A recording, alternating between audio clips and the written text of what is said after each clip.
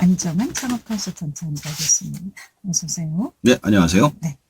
자, 오늘 소개해 주실 내용부터 좀 알아보겠습니다. 어떤 내용입니까? 제가 지난주에 인공지능 교과서 시대의 서점의 위기와 기회라는 제목으로 소개를 해드렸는데요. 정말 많은 분들이 관심을 가져주셨습니다. 그래서 이번에는 인공지능 교과서 도입에 따른 산업의 위기와 기회라는 제목으로 소개를 해드리겠습니다. 조금 더 구체적으로 말씀을 드리면 기회인 산업과 위기인 산업을 이야기를 말씀을 드리고 대안도 같이 생각해보는 시간을 가져볼까 합니다. 지난 시간에 이어서 이번에는 인공지능 교과서 도입이 다른 산업들에 미치는 영향을 짚어주신다는 말씀이신데, 일단 인공지능 교과서 도입에 대해서 다시 한번 좀 정리해 볼까요? 예, 내년 2025년부터 교육부가 영어와 수학, 정보 교과목을 시작으로 인공지능 AI 디지털 교과서를 도입합니다. 초등학교 3, 4학년과 중학교 1학년, 고등학교 1학년이 우선 적용 대상입니다. 그리고 2028년까지 점차적으로 늘려서 최종적으로 예체능을 제외한 전 과목을 인공지능 교과서로 만들겠다는 목표를 가지고 있습니다. 당장 이제 내년부터네요. 예. 그럼 인공지능 교과서를 도입하면 학생들에게 어떤 점들이 좀 좋다고 볼 수 있을까요? 첫 번째는 개인화된 학습입니다. 인공지능 교과서는 학생들의 학습 진도와 이해도에 따라 맞춤형 학습을 제공할 수 있는데, 이는 학생들이 자신의 속도로 학습하고 개인적인 약점을 보완하는 데 도움이 될 수 있습니다. 두 번째는 효율적인 학습입니다. 인공지능은 학생들의 학습 패턴을 분석하고 가장 효과적인 학습 방법을 제안할 수 있습니다.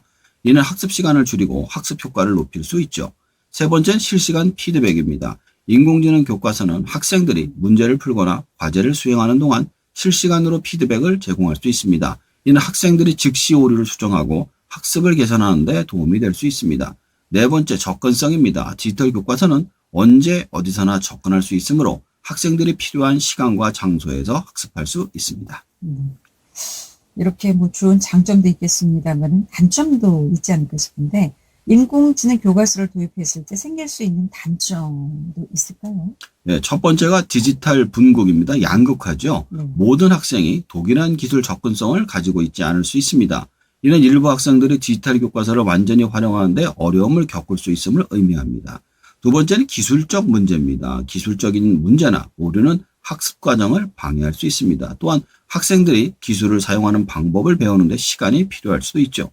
세 번째는 집중력 저하입니다. 스마트 패드나 컴퓨터를 사용하는 것은 학생들의 집중력을 저하시킬 수 있습니다. 디지털 기기는 종종 다른 유혹, 소셜미디어나 게임 등을 제공하므로 학생들의 학습이 집중하는 것이 어려울 수도 있습니다. 네 번째는 눈의 피로입니다. 오랜 시간 동안 디지털 화면을 보는 것은 눈의 피로를 증가시킬 수 있습니다. 이는 학생들의 학습 효과와 건강에 부정적인 영향을 미칠 수 있습니다. 뭐 스마트 패드나 컴퓨터를 사용한다는 것은 스마트폰으로도 접근 가능할 수 있다는 말씀인 거죠? 모든 스마트 기기로 학습이 가능합니다. 네. 뭐 여행 중에도 할 수 있고, 그렇죠. 또 야외에서도 할 수 있고, 언제 어디서 예. 본인 의향만 있으면 학습을 할 수 있다는 그런 장점이 있다는 말씀이시네요. 자, 그렇다면 인공지능 교과서를 도입함으로써 그 기회를 얻을 수 있는 산업이 또 있지 않을까 싶어요. 이런 또 공약을 또 노릴 수 있을 것 같은데, 어떤 산업이 좀 유리할까요? 첫 번째가 스마트 패드 회사입니다. 두 번째가 교육 앱 개발 회사, 세 번째가 패드 유틸리티 회사 등등이라고 볼 수가 있습니다. 스마트 패드 회사, 교육앱 개발 회사, 또 패드 유틸리티 회사라고 하셨는데 좀 하나하나 살펴보겠습니다. 먼저 스마트 패드 회사가 기회를 얻을 것이라는 말씀이신데 왜 그럴까요? 일단 인공지능 교과서가 운영이 되는 모든 기기를 전부 스마트 패드로 운영을 하기 때문입니다. 그래서 관련된 산업 쪽도 화랑이 될 것으로 예상됩니다. 스마트 패드를 만드는 회사뿐만 아니라 그 안에 들어간 디스플레이 회사, 스타일러스 펜 등 부품 회사들도 모두 매출이 증가될 것이기 때문이죠. 더 나아가서 선생님들이 사용하는 전자칠판이나 전자분필까지도 매출 증가를 예상하고 있습니다. 자, 그리고 다음이 교육앱 개발 회사라고 하셨는데 이건 왜 그렇을까요? 기존에는 출판사에서 종이 교과서를 출판을 해서 인쇄를 해 학교에 공급을 하고 서점을 통해 판매를 했는데, 전자교과서의 도입으로 이런 루트가 줄어들고 스마트 패드에 다이렉트로 교육앱이 들어가서 공급을 하게 될 것으로 예상이 됩니다. 학교나 교육청은 이런 교육 앱들을 가지고 경쟁을 붙여 좋은 교육 시스템을 선택하려고 할 것입니다. 자, 그리고 세 번째가 패드 유틸리티 회사도 기회를 얻을 것이다 라고 하셨는데, 패드 유틸리티 회사?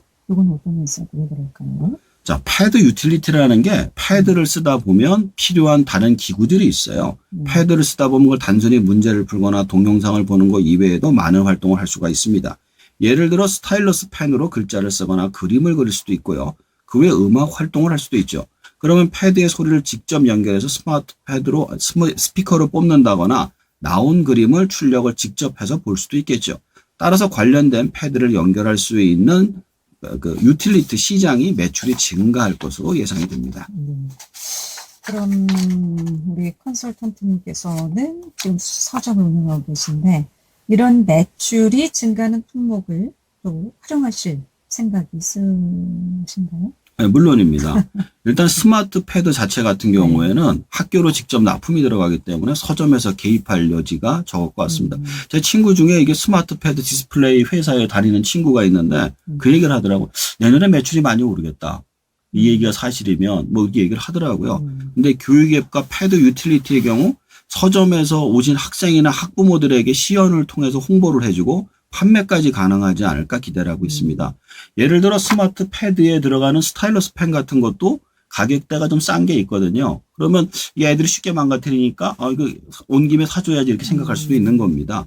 학교에서는 아마 가성비가 좋은 물건을 추천을 받아서 써주는 반면에 학부모들은 자신의 아이가 다른 아이보다 더 좋은 제품을 써서 경쟁에서 이기길 바라니까 하나쯤 더 사줄 수 있지 않을까 생각을 합니다.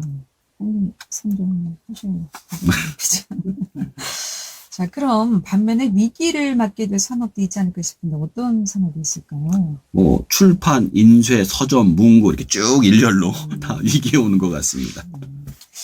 이렇게 스마트 패드라든가 또 교육 앱이 개발되고 하다 보니까 학용품이라든가 이런 건 아무래도 문구는 예전보다 이용할 확률이 좀 적을 것이다 이렇게 본다는 말씀이시죠? 그렇습니다. 네. 자, 그리고 이 내용도 하나 좀 보겠습니다. 출판업의 경우 어째서 좀 위기라고 생각을 하시는지요?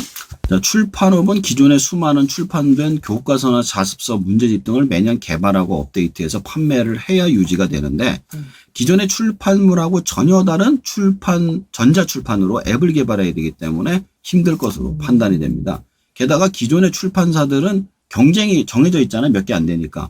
근데 다른 전자앱을 개발하는 전혀 다른 회사들하고 경쟁을 하기 때문에 쉽지 않은 시장이 될 것이기 때문에 위기라고 판단을 하는 것입니다. 출판업이 위기라면 서점도 같이 위기라고 봅니까? 그렇습니다. 그렇군요. 자, 두 번째가 이제 인쇄업을 꼽아주셨는데 인쇄업 왜 그렇습니까? 좀 더 구체적으로 설명 좀 해주실까요?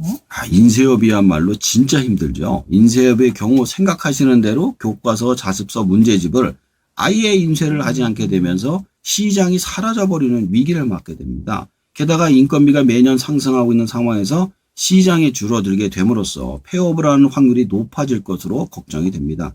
따라서 출판물 원가가 상승해 책값 자체가 올라갈 것도 서점으로서는 걱정이네요. 우리 인쇄업이 예전보다는 지금 많이 업체가 줄긴 했죠. 그렇습니다. 앞으로 더 어려울 것이다. 예.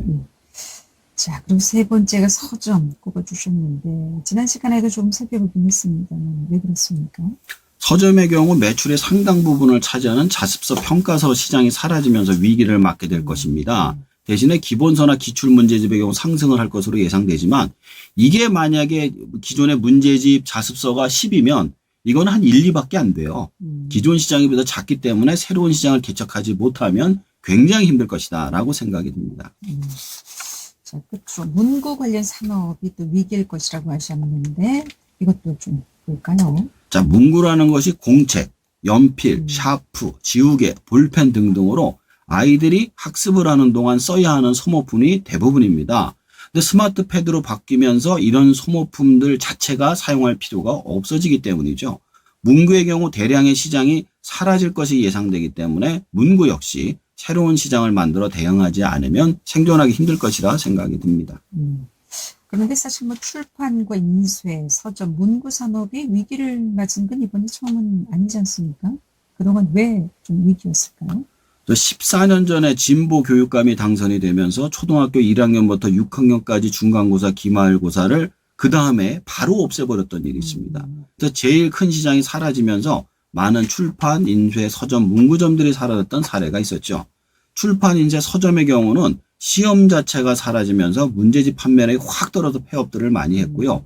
문구의 경우 혁신학교라고 해서 학교에서 모든 문구를 사주면서 매출이 급락을 했던 적이 있습니다. 그때는 교육정책에 따른 위기였는데 이번에는 기술 개발에 따른 위기라 대응을 어떻게 해야 될지 걱정입니다.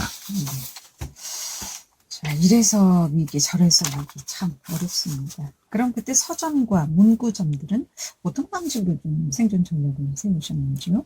그때 시험이 사라지는 대신에 남아있는 시험이 있었는데요. 네. 수학 경시, 과학 경시 같이 성적에 들어가지 않는 시험들을 중심으로 학원들과 협업을 해서 새로운 시장을 개척해서 생존을 했습니다. 그 외에 많은 서점들도 문제집에서 벗어나 단행본을 강화하는 방식으로 변화했죠. 문구의 경우에도 납품이나 문구 위의 상품들을 확장을 해서 생존을 했던 것으로 알고 있습니다. 기말고사 없어지면서 위기였다고 하는데 회복이 잘 안 되고 있죠. 네, 지금까지도 거의 많이 안 살아나고 대신에 그 진단평가를 보죠. 그 진단평가로 조금 살아나고는 있는데 예전만큼은 안 되죠. 이거. 지금도 기말고사 안 보니까. 안 봐요. 그냥 무슨 평가? 단원평가. 선생님이 이제 기존 수준만 보는 정도 단원평가만 보고 있죠. 기말고사 폐지가 상당히 이거로 업계를 좀 위기로 몰아세우네요. 네, 그렇습니다. 자, 그렇다면 이번에 인공지능 교과서 도입에 따른 위기에는 또 어떤 식으로 좀 대응을 해야 할까요? 제 생각에는 이번에 위기이자 동시에 기회가 되는 산업 분야가 바로 학원이라고 생각합니다. 디지털 분국이라고 학습의 양극화가 발생할 것이기 때문에 그렇습니다. 또한 인공지능 교과서가 아무리 발달한다 하더라도 학생이 직접 풀지 않으면 의미가 없기 때문입니다. 따라서 학교에서 쓰는 프로그램을 더 강화한 형태의 앱을 스마트 패드로 풀게 될 것으로 예상이 됩니다. 그리고 학교 시험은 종이 시험지로 보기 때문에 그것을 훈련을 시간까지 포함해서 학습 훈련 시킴으로써 학원은 더 강화가 되고 이에 따른 기본서와 기출문제집을 서점에서 판매를 하고 문구는 여기서 사용하는 볼펜, 샤프, 지우개 등을 판매를 하지 않을까 생각이 듭니다. 결국 단행본 시장이 커질 것 같은데 그 분야는 어떤 방식으로 좀 확장해야 한다고 보시는지요? 사실 이 부분은 서점이 아니라 출판사가 키를 쥐고 있습니다. 음반을 팔면서 느끼는 건데 시대는 대중의 시대에서 팬덤의 시대로 접어들고 있습니다. 음반의 경우 한 그룹만 하더라도 각 개인별로 음반을 만들고 따로 합쳐서 랜덤하게 포토카드를 넣어서 한 팬이 많이 사도록 모으도록 만들고 있습니다. 얄팍한 상술이라고 생각할 수도 있지만 지금 정땡땡이라고 이렇게 건강한 데서 임영웅 포스터를 나누어 주고 있는 상황에 모든 종류의 팬덤을 가질 수 있는 서점과 출판사는 너무 변화에 늦은 게 아닌가 싶네요.